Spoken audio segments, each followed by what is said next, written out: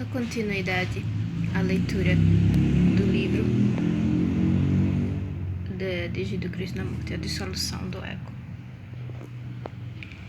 Creio que já nos habituamos à ideia de que a luta é inevitável e que pela luta chegaremos à compreensão, teremos paz, descobriremos algo que se acha fora da esfera dos problemas que ocasionam o conflito. Parece-nos importante compreender esta questão da luta, do conflito dentro e ao redor de nós, e descobrir se ela é necessária à compreensão criadora, à obtenção da felicidade humana. Aceitamos a luta como parte integrante de nossa existência diária, de nossos contatos sociais, de nossa existência interior, nossa existência psicológica, e pensamos que sem luta, sem conflito, cairemos em estagnação.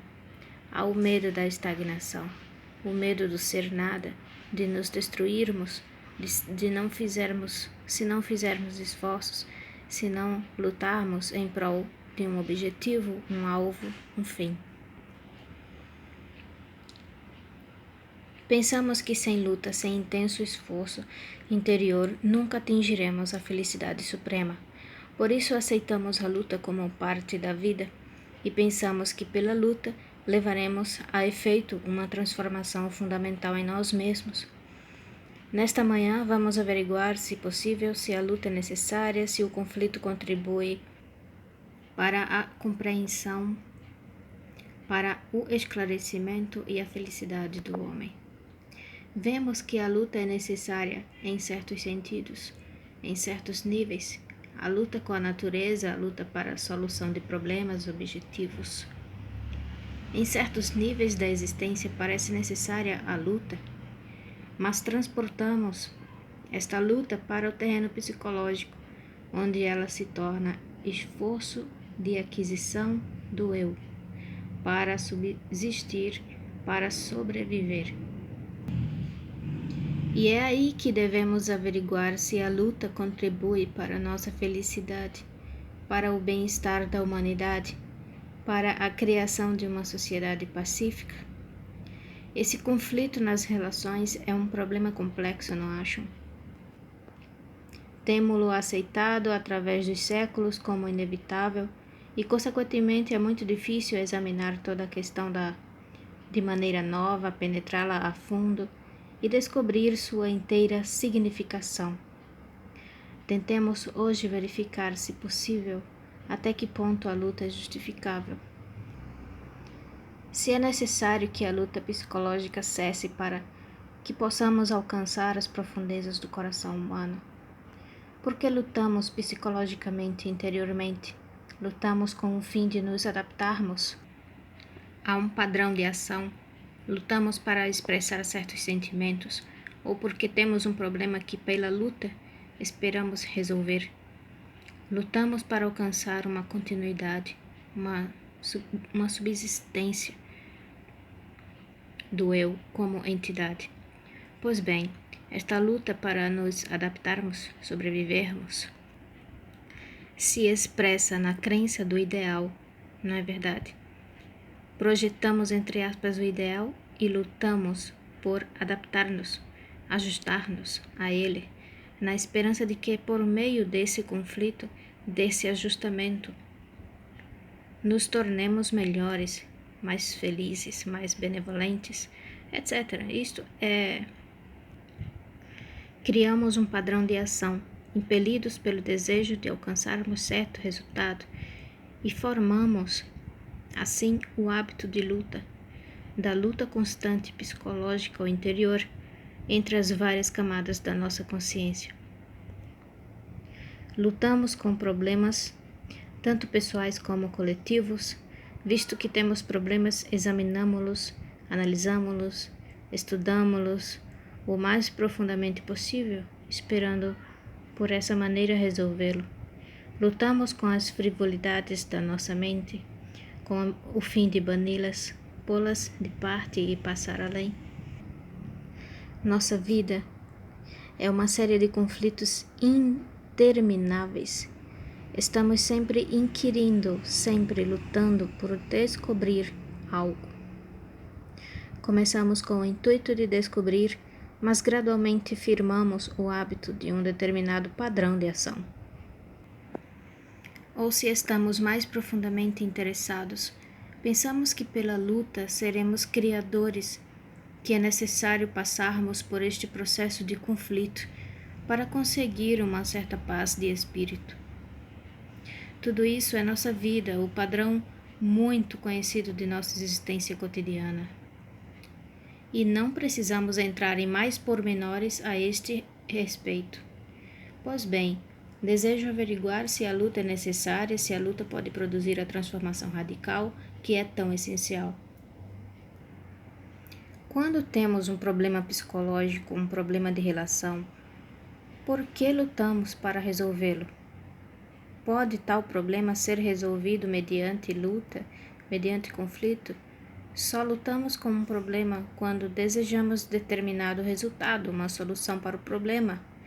Mas se nossa intenção é compreender e transcender o problema, então, por certo, o conflito com o problema não nos ajudará neste sentido, não acham?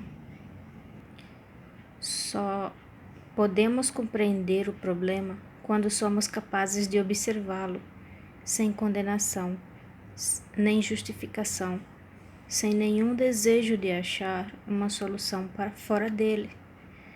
No momento em que procuramos ajustar-nos a um determinado padrão projetado pela mente, na esperança de resolvermos o problema, há um estado de luta, e quanto mais lutamos, tanto mais complexo se torna o problema. Vemos, pois, que para compreendermos profundamente um problema, não deve haver, em primeiro lugar, nenhum esforço para lhe acharmos uma determinada solução. Quando tenho um problema, não estou sempre em busca de uma solução específica para ele? Não me interessa compreender o problema, o que me interessa é a solução.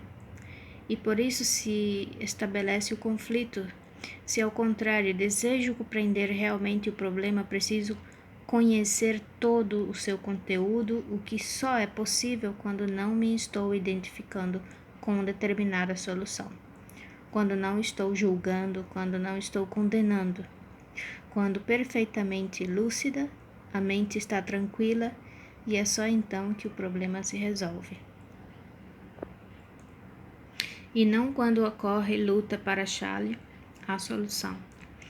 Num nível queremos uma solução e no outro nível não a queremos. Buscamos solução particular para o problema e entretanto, no fundo sabemos que a busca de solução particular envolve conflito dentro de nós mesmos e por conseguinte só tem o resultado de aumentar o problema no outro sentido. O que se requer, consequentemente, é perfeito discernimento do problema, o que significa compreensão da totalidade da nossa consciência, do processo total de nós mesmos. Assim, a luta para resolvermos um problema não nos liberta do problema. Pelo contrário, ela torna o problema mais complexo ainda. Isso a cada um pode observar por si mesmo. Ora, pensamos que a conservação da existência só é possível mediante luta, disputa, conflito. Percebemos, entretanto, que sempre que existe problema, sempre que existe conflito entre indivíduos, entre grupos, entre nações, não há possibilidade alguma de sobrevivência. Ao contrário, a guerra e a destruição em massa são inevitáveis. Enquanto lutarmos por obter segurança psicológica, por subsistirmos, sobrevivermos, através do esforço aquisitivo por sermos mais, enquanto estivermos empenhados nesta luta de aquisição, nesta luta para sermos mais, quer material, quer espiritualmente, haverá conflito, haverá incessante batalha dentro e ao redor de nós. Lutamos para ter segurança, para ter certeza, porque a mente teme a incerteza, o achar-se num estado de constante indagação, constante compreensão, constante descobrimento. Só é possível haver descobrimento e compreensão num estado de profunda incerteza. Mas como a mente não gosta de estar incerta, só quer andar de uma lembrança para outra lembrança para se sentir segura, constrói ela para si mesma várias virtudes, qualidades, atributos, hábitos, padrões de ação para funcionar dentro desta esfera. Inconscientemente, bem como conscientemente, estamos em geral em busca desta subsistência psicológica, que nega a subsistência do mundo físico. Enquanto cultivarmos o eu, entre aspas, enquanto lhe dermos nutrição e força, haverá conflito sem fim. Tal é, pois, a nossa condição, não é verdade? E se desejamos modificar-nos profundamente, então as muralhas que a mente construiu em torno de si, muralhas de virtude, de crenças, de ideais, o desejo de imortalidade, etc., terão de ser arrasadas para que a mente fique completamente livre para descobrir o que é real. O necessário, em primeiro lugar, é percebermos individualmente, sem persuasão ou argumentação, que estamos sempre andando de uma lembrança para outra. Lembrança de um conhecimento para mais outro conhecimento, considerando este movimento como uma revolução. A tradição, o ambiente, a educação, o condicionamento, tudo isso pode ser modificado. E é a isso que aspira toda a revolução exterior, seja capitalista, seja comunista ou fascista. Todas elas tentam mudar o ambiente, o condicionamento à tradição. Isso é possível naturalmente, mas não liberta o homem do sofrimento. Liberta. E é justamente isto o que estamos considerando. Como libertar a mente do sofrimento, se o sofrimento pode ser dissolvido pela luta? A própria luta não fortalece mais ainda a causa do sofrimento, que é o eu, com suas atividades egocêntricas. Quando luto para ser virtuoso, isto é virtude? Embora tenhamos sido educados para crer que um estado virtuoso pode ser alcançado por meio de luta, de conflito, de disciplina, de influência, de educação, este processo não fortalece o eu, que é a verdadeira causa do sofrimento. Quando procuro disciplinar-me para tornar-me mais generoso, não estou fortalecendo o eu, entre aspas, que é a causa da avidez? Quando luto para ser humilde, não ter orgulho, esta luta não representa uma atividade egocêntrica? Este problema é muito complexo e não pode ser atendido fortuitamente num só nível. Percebendo a complexidade do problema e reconhecendo que a raiz do sofrimento é o eu, entre aspas, o ego, entre aspas, como pode este alicerce, esta base ser quebrada, destruída? Como pode este eu, entre aspas, ser posto de parte sem luta? Sem luta. Eis o problema verdadeiro e é aqui que tem de operar-se a transformação. Esta transformação é possível por meio do conflito? Posso dissolver o eu, entre aspas, impondo-lhe regras e compulsões? Ou só é possível a dissolução quando a mente está cônscia de todo este complexo problema e se torna inativa com relação a ele? Afinal, a mente é que é o centro do eu, entre aspas. Não é verdade? Talvez a maioria de nós ainda não tenha pensado neste problema. Enquanto existir o eu, entre aspas, haverá conflito, sofrimento. Enquanto existir o eu, entre aspas, nunca haverá um viver criador. Mas a maioria de nós aceita o eu, entre aspas, e o cultiva por várias maneiras. Ora, se compreendermos a natureza do eu, entre aspas, se ficarmos amplamente conscientes dos seus complexos, problemas, não será possível a mente ficar inativa com relação a eles, de modo que não contribua para fortalecer o eu, entre aspas, dando-lhe nutrição? Estou interessado na dissolução do eu, entre aspas, na negação do ego, entre aspas. Como posso realizá-la sem transformá-la em objetivo? Vejo que o sofrimento, a frustração, o conflito são inevitáveis enquanto a minha mente está consciente ou inconscientemente ocupada com o eu, entre aspas, e suas atividades. Como dissolver tudo isso? Minha identificação com uma nação, com uma ideia, com o que chamo Deus, entre aspas, poderá dissolvê-lo? Esta identificação é uma atividade do eu, entre aspas, pois não? Ela representa a mera expansão do eu. Evadimo-nos do eu, entre aspas, interessado em frivolidades, para o que chamamos o imenso, entre aspas, o universal, entre aspas, que continua, entretanto, a fazer parte da nossa mesquinha mente. A identificação, pois, não pode dissolver o eu, entre aspas, não pode arrasar-lhe as muralhas. Também a disciplina, a prática de determinado padrão de ação, não tem poder para isso, nem o tem a oração, a prece ou a constante exigência de que ele seja dissolvido. Tudo isso são simples meios de fortalecer o eu, entre aspas, e dar-lhe continuidade, sendo o eu, entre aspas, um feixe de lembranças, experiências, prazeres, lutas, dores, sofrimentos. Nada dissolverá o eu, entre aspas, enquanto a mente estiver diligenciando dissolvê-lo.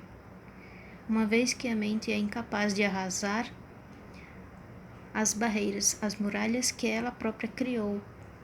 Mas quando estou cônscio de toda esta complexa estrutura do eu, entre aspas, que é o passado em movimento através do presente para o futuro, quando estou cônscio de tudo que se passa, tanto interior como exteriormente, tanto oculta como abertamente, quando estou bem consciente de tudo isso, então a mente que criou as barreiras no seu desejo de sentir-se segura, permanente, no seu desejo de continuidade, se torna extraordinariamente tranquila, inativa, e só então apresenta-se a possibilidade da dissolução do eu. Ora bem, ao ouvirem uma asserção desse gênero, tem muita importância a maneira como a ouvem, não acham? Porque, afinal, que é que estamos tentando nestas nossas palestras? Não estamos tentando sobrepor um conjunto de ideias a outro conjunto de ideias, ou adotar uma crença para substituir outra, ou seguir um mentor renunciando ao outro. Que estamos tentando compreender o problema. Queremos conversar a este respeito, e nesse conversar, vocês estão abertos a sugestões? Percebem bem a significação das coisas e desse modo descobrem diretamente por si mesmos a falácia de luta. Não fazem nenhum esforço consciente para modificar-se. Vem a transformação quando há compreensão direta e, por conseguinte, certa espontaneidade e nenhum senso de compulsão. Mas isso só é possível quando são capazes de escutar muito tranquilos, interiormente, com total ausência de barreiras. Se modificam em consequência de argumentação, de imperativos lógicos, de influência, estão então apenas condicionados numa direção diferente, o que também traz o seu sofrimento respectivo. Se, entretanto, compreendemos este problema do sofrimento como um todo, e não como algo a que podemos fugir superficialmente, então a nossa mente se torna tranquila, e nesta tranquilidade se realiza uma transformação que não foi provocada, que não é resultado de nenhuma espécie de compulsão ou de desejo. Esta transformação é que é essencial, e ela não é alcançável por meio de nenhuma influência, nem de nenhum saber. O saber não resolve os nossos sofrimentos. Saber significa ter explicações. Só suprimindo completamente o saber, só deixando de considerá-lo como meio de orientação, só então teremos a possibilidade de que a nossa mente sinta o inefável, o que constitui o único fator capaz de produzir uma transformação fundamental, uma revolução verdadeira. Palestra realizada por Jiddu Krishnamurti em Ojai, Califórnia, em 1952 e constante do livro Há Muito Esgotado, entre aspas, Claridade na Ação, fecha aspas. Tradução de Hugo Veloso, revista por Daniel G. de Castro.